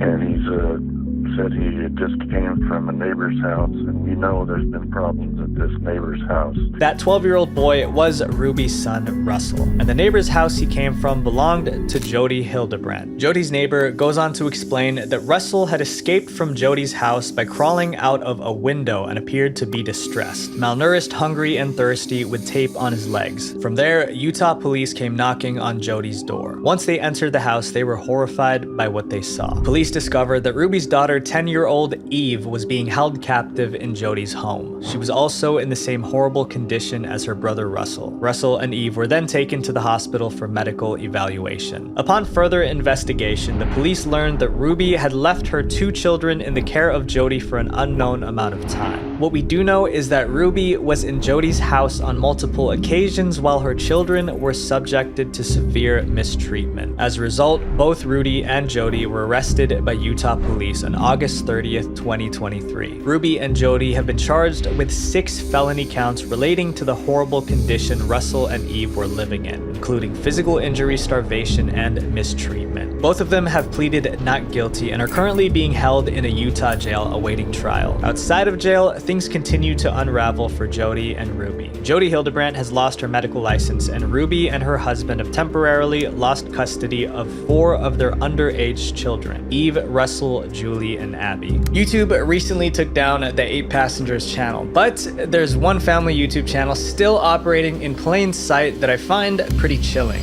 the family of scammers. This is the LeBrant family. Currently, with over 13 million subscribers, the family includes parents Cole and Savannah LeBrant and their 4 children, Everleigh, Posey, Zealand, and Sunday. Like most family YouTube channels, the LeBrant fam posts vlog-style videos showcasing their everyday family life. But what looks like the picture-perfect family on the outside is in reality a family full of creepy secrets. Cole and Savannah have an interesting backstory. Cole and Savannah's relationship was born out of internet fame. Cole gained internet fame in 2013 with a viral Vine post made with his friends, who called themselves Dem White Boys. Quickly rising to internet fame, Cole enjoyed the spotlight, but the other members got tired of their cringe-worthy videos, so the group fell apart. Meanwhile, Savannah became pregnant at 19 with her then boyfriend Tommy Smith. She gave birth to her daughter Everleigh in 2012. From there, she rose to internet fame by posting videos with Everleigh on Musical.ly, which is now TikTok. Cole and Savannah first started interacting with each other over Musical.ly. So literally the only person I ever DM'd on Musical.ly was her, and it was just like a spur of the moment type thing. Like I never do that. When Savannah was 23 and Cole was 19, they unexpectedly met face to face while Cole was visiting California. First thing I think is like, whoa, that's a pretty girl. But then like as I'm like kind of checking her out, I realized like I've seen her before. And I'm trying to think like where I saw her, and then I was like, oh, I think that's the girl from Musical.ly. From there, the 2 social media stars were inseparable. They got married in 2017, and their wedding video currently has over 50 million views on YouTube. Even though he was only 21 years old, Cole fully embraced his role as Everleigh's stepdad. The LeBrant fam channel became flooded with videos featuring Cole and Everleigh. One video titled 4-Year-Old Girl and Daddy Do Cutest Carpool Karaoke Ever currently has over 121 million views. As their YouTube channel grew bigger and bigger, so did their family. Cole and Savannah went on to have 3 kids together: Posey, Zealand, and Sunday. Their faces are also plastered all over the LeBrant fam channel. But like I mentioned earlier, this seemingly picture-perfect family is far from perfect, because behind their smiles lies a dark history. In 2018, they posted a video titled "We Left Our House Because of Fires in California." In the video, Cole and Savannah claimed that they were forced to evacuate their Ladera Ranch home due to California wildfires spreading through their neighborhood. So we're all packed up, go to police station for Fortnite. So we got our necessities in these 2 tiny bags, everything that we don't want to get burned down. A few days after posting the video, people started to poke holes in Savannah and Cole's story. It turns out this was all a lie. The wildfires were not near the LeBrant family's Ladera Ranch home, and one of their neighbors exposed Cole and Savannah's lies on the news. Marissa Seamus lives near the LeBrants. She says plenty of the neighbors are not amused by the social media influencers. I just think it's really sad that they would exploit a situation that's as serious as a fire, that so many people were evacuated, just so that they could get more likes or more hits on their channel. Cole and Savannah exploited a life-threatening crisis for clickbait and views. But this isn't the only scam they've been wrapped up in. In 2021, the LeBrants posted a video titled "She Got Diagnosed with Cancer" documentary. In the video, Cole and Savannah reveal that their toddler Posey has been in and out of the hospital since her birth. Then the word cancer comes into play. I was truly just riddled with anxiety. I had convinced myself that our 2-year-old daughter had cancer. Cole casually just dropped the bomb. Despite the video being titled "She Got Diagnosed with Cancer," their daughter was never actually diagnosed with cancer. The LeBrants were essentially using cancer as the furthest form of clickbait. The couple quickly received massive backlash for misleading people into thinking that their daughter had cancer just so people would click on the video. He said, hey, let me see if I can clickbait the hell out of my daughter not having cancer and bring in some random families that do, so that I can monetize dramatize real suffering since they're perfectly fine. Cole eventually posted an Instagram story where he addressed the backlash the video received. In it, he said, "I want to start off by apologizing for any misleading title or thumbnail. I promise you that is not our heart." He then went on to say, "This is a video that we have been working so hard on for the past 6 months. Nothing for us, nothing for our gain." Despite his apology, the video is still on YouTube and is still titled "She Got Diagnosed with Cancer." While this cancer scam video revolved around Posey, Savannah's daughter and Cole's stepdaughter Everleigh appears to be the star of the LeBrant Fam channel. Like I mentioned earlier, Savannah rose to internet fame by posting videos of her and Everleigh on Musical.ly. So Everleigh was raised on social media. I mean, social media is a great tool to connect with people and share what's important to us, but it can also be a breeding ground for disgusting people. From her dance recitals to trips to the water park documented on YouTube, Everleigh is not safe. One YouTuber, Josh Barbour, who hosts the Dad Challenge podcast, took a look behind the curtain of Everleigh's social media presence, and what he discovered was not okay. In a video titled "Bombshell Truths About the Dangers Family Vlogging," Josh dove into the analytics behind some of the biggest YouTube family channels. The video takes a disturbing turn when Josh uncovers the audience demographics of Everleigh's Instagram followers. Now look at her demographics, everybody. 70% male. Lowest percentage is teenagers. So we can just eliminate that, but here we go. 50% of their male audience of 70% is watching this little girl and is between the ages of 18 and 44. Those numbers are horrible. How will Everleigh feel about this 10 years from now when she's able to fully grasp the fact that her parents have been making money off exposing her life to millions of strangers? How would any of these family channel kids feel when they're adults looking back at these videos? I believe in working hard for your income, but I don't believe in pushing moral boundaries to get there. These family YouTube channels seem to be doing whatever it takes to gain success, but at the expense of their children. So let me ask you, is that really success? I'll let you decide. Visual Venture. Wait, before you go, click this playlist to watch my videos about the dark side of internet culture, because the algorithm's gonna promote my channel more if you guys watch multiple videos. Have an absolutely beautiful week. Peace. This definitely takes the cake as probably the most violent thing I've played.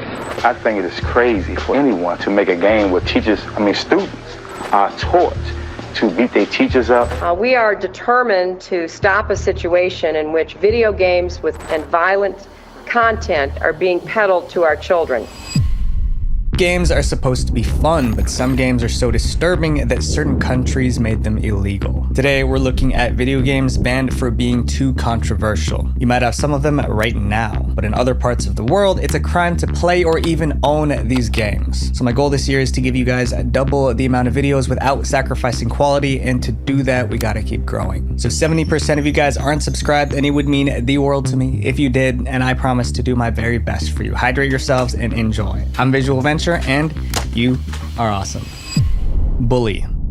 In 2005, Rockstar Games announced a new game. It was called Bully, and just the name made people freak out. They coming out with a game where children can beat their teachers up, children can beat their classmates up. These are things that are depicted in the game. In the game, right. The game wasn't even out yet, but people assumed that a game called Bully would make bullying seem cool, and that might increase violence in schools. As the complaints increased, Rockstar defended their game. They said it wasn't about being a bully, it was about fighting them. In the game, players controlled a character named Jimmy Hopkins. Jimmy was a student at Bulworth Academy, but Jimmy wasn't a bully. He protected weaker kids from bullies. That explanation calmed things down in the US, but in places like the UK and Australia, people still wanted it banned. So the creators of the game decided to change something. They renamed the game in certain countries. The new title was Canis Canem Edit. That means dog eat dog in Latin. But apart from the name change, everything else in the game stayed the same. In 2006, Bully was finally released, and when people actually played it, it wasn't nearly as dangerous as they expected. It was given a teen rating in the US and a 15 rating in the UK. But that didn't end the drama. Some powerful people still wanted this game gone. Jack Thompson was a lawyer famous for fighting against violent video games, and Bully was next on his list. He didn't care that the game was about stopping bullies. He believed it was way too violent for kids. So Thompson took Rockstar Games to court. He wanted Bully banned forever, off the shelves and out of homes. Unfortunately, things didn't go his way. Before making a final ruling, the judge did something unexpected. He played the game himself. After seeing what Bully was really like, he ruled that there was no reason to ban it. This meant gamers in the US could keep playing Bully, but in Brazil, it was a different story. In 2008, the Brazilian government started cracking down on violent video games. Bully was one of their main targets. A Brazilian court declared the game was too violent for young children and teenagers. The judge added, the aggravating factor is that everything in the game takes place inside a school. Stores in Brazil were given 30 days to pull it off the shelves. Anyone caught selling or even owning the game would have to pay a fine. Brazilian gamers smuggled pirated copies into the country, but the ban stayed in place for almost 10 years. It wasn't until 2016 that the ban was finally lifted.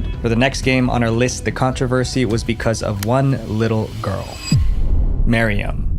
If you've ever played a horror game, you're used to jump scares and creepy music. But Miriam was scary in a different way. Players said the game was watching them, studying them like a stalker. Miriam was released in 2017. It was created by a developer from Saudi Arabia. It starts out like a typical horror game. You meet a pale girl with ghostly white hair standing alone in the dark. Her name is Miriam. She says she's lost and asks you to help her find her way home. At first, she asks for directions. Then she starts asking you personal questions like, where do you live? What's your Facebook account? Those personal questions in the game made players uneasy. They began to suspect that Miriam was trying to trick them into giving away personal information, and that suspicion quickly turned into a rumor. Soon, police in the UAE caught wind of it. They issued a warning telling the public not to play Miriam, just in case the game was trying to steal their data. The game's creator quickly denied the rumors. He said the personal questions were just meant to scare players. There was no ulterior motive. To calm everyone down, he even let tech experts look into the game's code. They found nothing suspicious. But even if Miriam wasn't stealing data, people still didn't like it. Many players claimed the game was too sinister. It received a lot of negative reviews on game stores. It's inappropriate and sick of someone to make such a game that can damage people's minds and lives. As more people complained, the hashtag #BanMiriamGame trended across the Middle East. And in 2018, the UAE officially banned Miriam. They claimed the game was damaging to children's health. You've definitely heard of this next game, but you probably don't realize that it has a dark past. GTA San Andreas. In 2002, Rockstar Games started creating GTA San Andreas. The GTA series was already a hit, mainly because of the crime, chaos, and violence. But Sam Houser, the co-founder of Rockstar Games, wanted to push the limits. With GTA San Andreas, he didn't just want violence. He wanted to add bedroom scenes. So the developers created a part of the game where players could engage in intimate acts with in-game characters. And it was more than a simple cutscene. No, it was a fully playable time minigame. The minigame was pretty simple. First, your in-game girlfriend would invite you in for coffee. You want to have some coffee? If you said yes, you entered a room where you controlled all the action, if you get what I mean. But there was just one problem. Because the minigame contained adult content, GTA San Andreas would get an adults-only rating. Adults-only games can only be sold to adults. That meant Rockstar could lose millions of dollars in sales because kids wouldn't be able to buy it. The company didn't want to lose money, so at the last minute, they decided to remove the minigame. However, GTA San Andreas was almost done, so removing it was complicated. That's when they came up with a really bad idea. Instead of fully deleting the intimate bedroom scene, they buried it deep inside the game's code. They assumed no one would discover it. They were wrong. In October 2004, GTA San Andreas launched, and within a month, a gamer named Patrick W discovered the hidden minigame. But Patrick W wasn't just a regular gamer. He was also a modder. He started messing with the game's code and figured out how to unlock the hidden minigame. From there, he developed the Hot Coffee mod. With this mod, anyone playing GTA San Andreas on a PC could access the explicit bedroom content. In June 2005, Patrick uploaded the Hot Coffee mod to GTAgarage.com. It was downloaded over 1 million times within 4 weeks. Now, players all over the world had access to an explicit minigame with a bedroom scene, and they loved it. Game chat rooms were buzzing with excitement, but soon people started to realize what this actually meant, and it wasn't good. When GTA San Andreas Andreas was first released, it was rated mature. That meant only kids 17 and older were allowed to buy it. But now, the hot coffee mod unlocked bedroom scenes, making the game inappropriate for anyone under 18. The problem was, thousands of kids already bought it. In other words, an adult game was in the hands of children. Parents and politicians were furious. We are determined to stop a situation in which video games and violent content are being peddled to our children. Parents didn't just want the explicit minigame removed, they wanted GTA San Andreas banned. During the controversy, Rockstar released a statement. They acted like they didn't create the adult minigame. Instead, they blamed the modders for adding it. Other gamers turned against Patrick W. They accused him of ruining San Andreas' reputation. As people ranted in the gaming forums, one player made a key point. They can't blame Patrick W for this mod because he didn't make it, he just enabled it. And that's when the Entertainment Software Rating Board launched an investigation. They had one big question. Was this adult minigame really modded in by players, or had Rockstar hidden it all along? It didn't take long to figure it out. That this content wasn't created by the modding community, it was there all along, and Rockstar must have known this. Rockstar was caught red-handed. Once the truth came out, things went downhill for Rockstar Games. That the Federal Trade Commission should investigate the publication of the video game Grand Theft Auto San Andreas to determine if the publisher intentionally deceived the Entertainment Software Ratings Board to avoid an adults-only rating. Before Rockstar could respond, the ratings board made a decision. They changed San Andreas' rating from mature to adults only. It was the first GTA game to get an adults-only rating, and that had serious consequences. There were many retailers across the US just pulling San Andreas altogether while it has an adults-only rating. Since it was now an adult game, hundreds of stores in the US pulled it from their shelves. The game was also banned in Australia and many Asian countries. There was only one way Rockstar could fix this mess. They recalled all copies of GTA San Andreas. Then, they removed the explicit minigame and released a version that couldn't run the hot coffee mod. That lifted the ban in Australia, but the damage was done. The scandal and recall cost Rockstar millions of dollars in sales. And even after the release, San Andreas remained banned in several Asian countries. This next game was accused of embarrassing an entire country. Battlefield 4.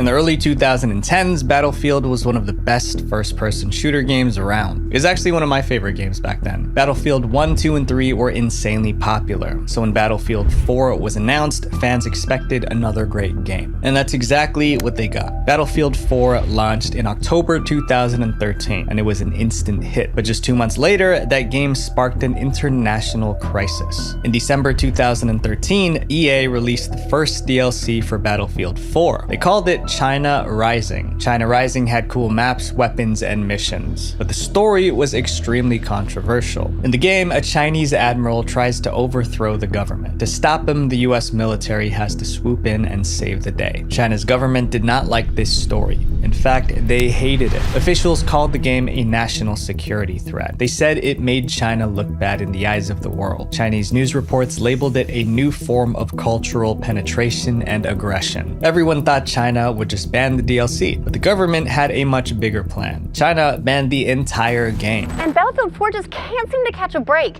In addition to connectivity issues over the weekend, the game has also been banned in China for endangering Chinese national security. China ordered stores in the country to remove every copy of Battlefield 4. Chinese websites weren't even allowed to mention the game. It was the first time China banned a game in more than 8 years. Some Chinese players tried to avoid the ban by smuggling the game in from other countries, but the government blocked those moves. They made it impossible to find the game anywhere in China. Battlefield 4 was popular all over the world, but in China, it was like it never existed. Gamers love it when a game tries something new, but in this next story, being different got this game banned.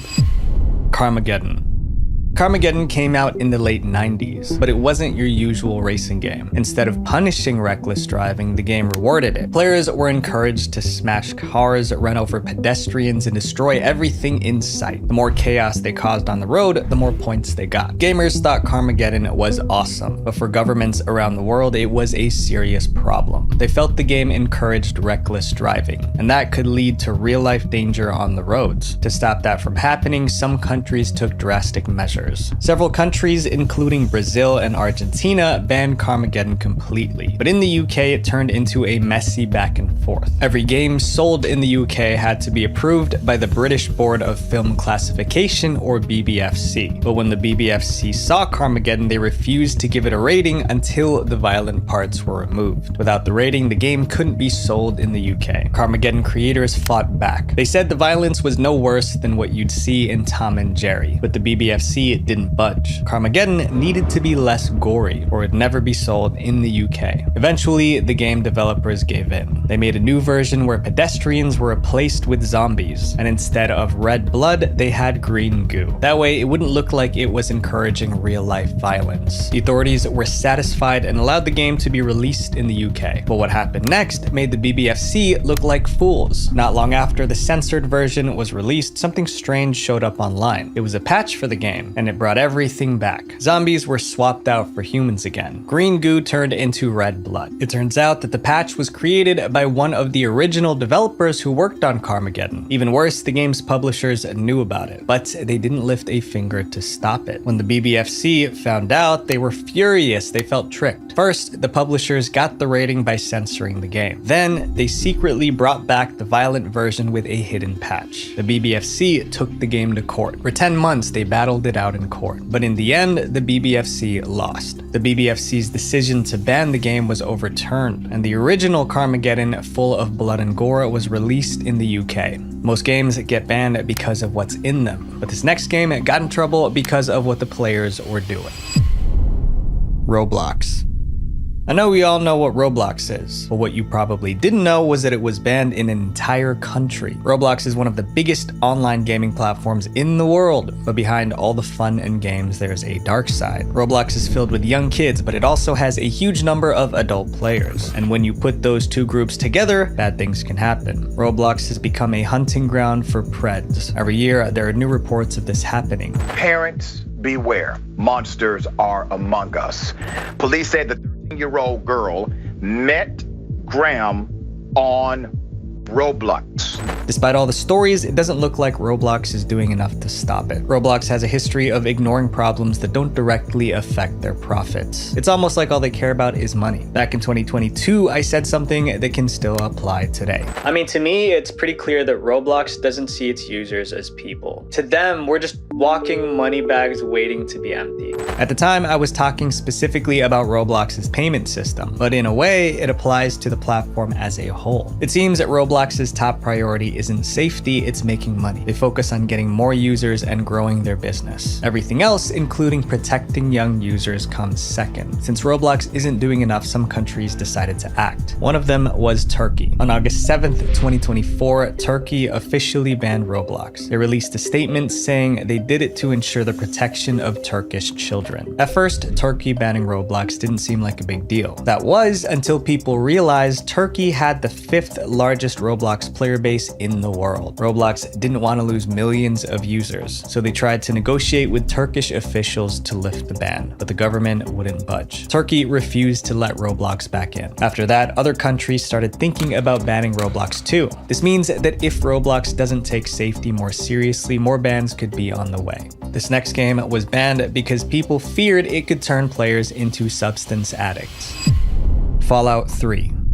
Open world games promise freedom. You can go anywhere, do anything, and shape the story how you want. But this game took that idea to the extreme. In Fallout 3, players can use different substances to heal or get stronger. One of those substances was morphine, but there was a big problem. Morphine is a real substance. It's so addictive that it's illegal to have it without a prescription. This meant anyone playing Fallout 3 was introduced to this real-world illegal substance. Even worse, in-game characters could get addicted to morphine just like what happens in real life. When Fallout 3 reached Australia, the rating board said the game promoted drug use, so they banned it. This was a disaster for the game developers. Australia was a huge market and losing it could cost them millions. To get the game released, they changed morphine to Med-X. The new name removed the real-world connection and the ban was lifted. But Australia wasn't the only country that had a problem with Fallout 3. When German authorities saw the game's brutal combat scenes, they refused to approve it because it was way too violent. The game game's developers were forced to remove most of the graphic content, and when they did, Fallout 3 was released in Germany. But Fallout's problems weren't over. Japan also had an issue with the game. In one mission, players could set off a nuclear bomb. Unfortunately, Japan has a tragic history with nuclear attacks, so this part of the game was deeply offensive to them. To avoid getting banned, the developers removed the bombing mission from the Japanese version. But even after all that, Fallout wasn't done causing trouble, and this time there was no fixing it. In the game, players run into two-headed mutant cows called Brahmin, but in India, this caused outrage. Brahmin is a Hindu word. Furthermore, cows are sacred in Hinduism. Many Indians felt the game was being disrespectful, but unlike other countries like Australia or Germany, India didn't ask for changes. They just banned Fallout 3, and to this day, it's still banned in India. When this next game got banned, no one was surprised. It was just too extreme.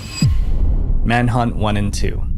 Manhunt was released in 2003, and it's still one of the most controversial games ever. In the game, you play as James Earl Cash. Cash is a death row inmate about to be executed by lethal injection, but right before it happens, he wakes up. He realizes he was just sedated. Then a mysterious voice starts speaking to Cash. The voice introduces himself as the director. He tells Cash there's one way out, one last shot at freedom, but only if Cash follows his instructions. Do exactly as I say, and this will be over before the night is out. The problem is that the director's instructions are all about ending lives. Cash is told to hunt down enemies and take them out using whatever he can find. Glass shards, baseball bats, plastic bags, anything becomes a weapon. What made Manhunt even worse was how real it all felt. The people Cash hunted in the game showed fear and desperation. And then came the twist. Cash found out he was actually starring in a snuff film. All his brutal acts were being filmed by the director.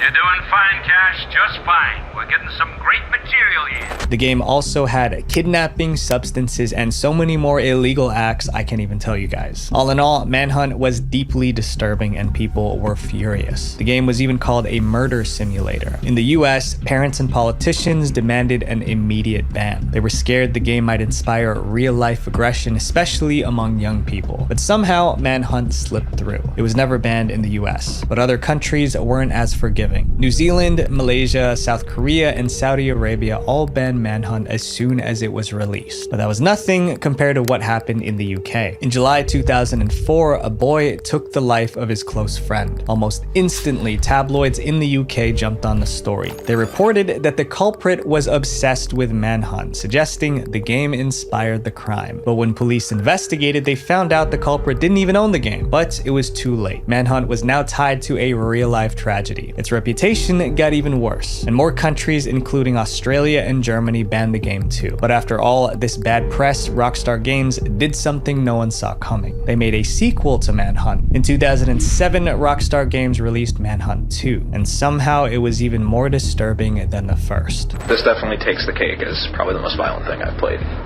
The sequel introduced a new feature called Levels of Execution. The game encouraged players to eliminate their targets in brutal ways to get more points, and people were not okay with that. Soon, they were talking about the game in Congress. The new video is called Manhunt 2, and at the state capitol, it's creating ripples over the rating system for these games. In the US, Manhunt 2 was rated adults only. Major stores refused to sell it. Consoles like PlayStation and Nintendo blocked it. Tonight, a violent video game pulled from store shelves. Manhunt 2 has been the target of criticism since its release a week ago. Now Target is doing something about it. To save the game, Rockstar blurred some of the violent scenes and cut out the worst parts. That version got a mature rating in the US and could finally be sold. But even the toned-down version was still too much. Manhunt 2 got banned in Germany, Malaysia, Australia, and South Korea, among others. The game was just too intense. If there's one thing these bans prove, it's that games are powerful. They can shape how people think, feel, and act. And I know I sound like an old person, but at the end of the day, we have to be more careful about what we play, because games influence us more than we realize. Visual Venture. Wait, before you go, make sure you guys check out my other video, Kids Games Too Disturbing for Kids, right here. Thank you guys for everything. Peace.